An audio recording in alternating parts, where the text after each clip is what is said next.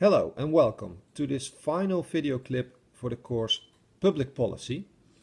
Let me start this clip by drawing a figure that is familiar for you by now. As you know, this is what we call the policy cycle. And by now we've discussed all phases of this cycle except one, the fourth and final stage.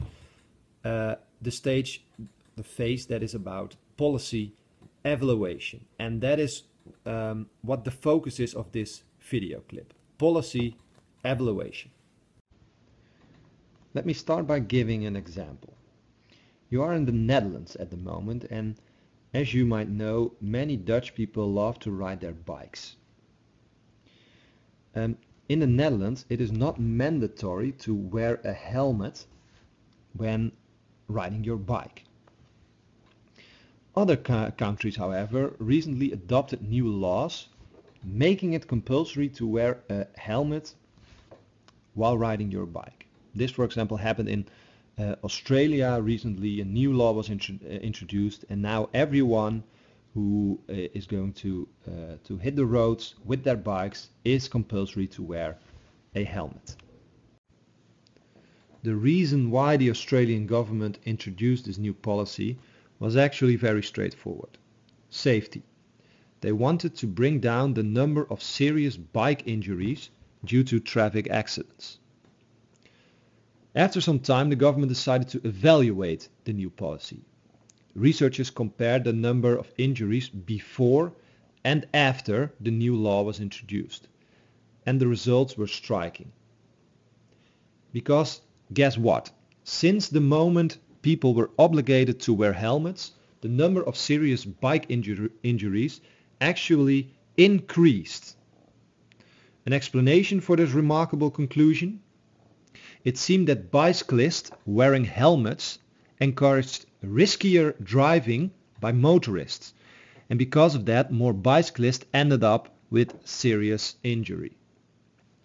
Moreover, the new policy had led to another harmful effect. Less people using their bikes.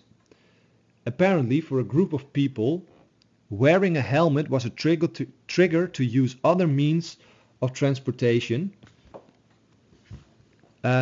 instead of bicycling. And logically, that had an impact on people's health. All in all, researchers concluded that the law prescribing the compulsory use of bike helmets had to be considered counter-effective. Alright, this example shows what the fourth stage of the policy cycle is about, seeing if a policy works, or to put it more deliberately, determining if the policy had the desired effect, if the policy was effective. Effectiveness is the most important concept when it comes to the fourth stage of the policy cycle, policy evaluation. A policy is effective when there is a direct link between the policy measure and the policy goal. In the bike helmet example, the policy would have been effective if the law prescribing the compulsory use of bike helmets, the measure, led to less bike injuries, the goal. Or take another example. Suppose a government wants to tackle unemployment. It wants to lower unemployment in its country. In order to fight unemployment, they want to make it more attractive for employers to hire people. Therefore, they provide subsidies to employers who hire unemployed people.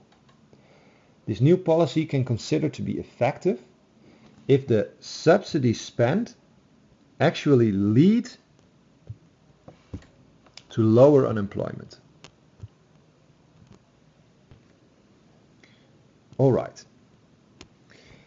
In the field of public policy, this is what we call policy output. Policy output. It is called output because it's about the direct results of a public policy. In this example, the policy output is the number of subsidies spent. Of course, the goal of the policy is not to spend as much subsidies as possible.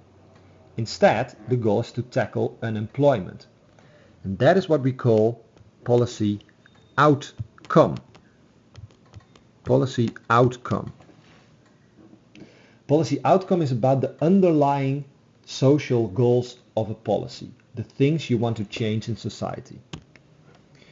Now, we speak of effectiveness when there is a causal link between the direct results of a public policy, the output, and the underlying social goals, the outcome.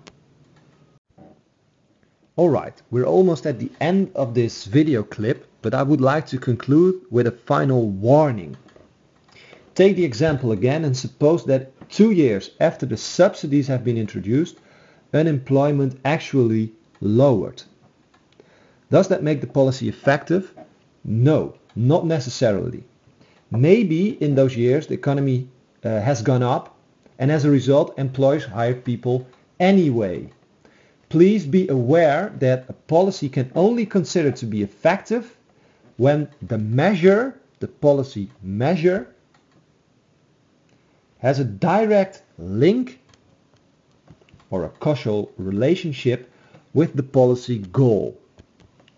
So it needs to be the measure that leads to the goal and not some other factor.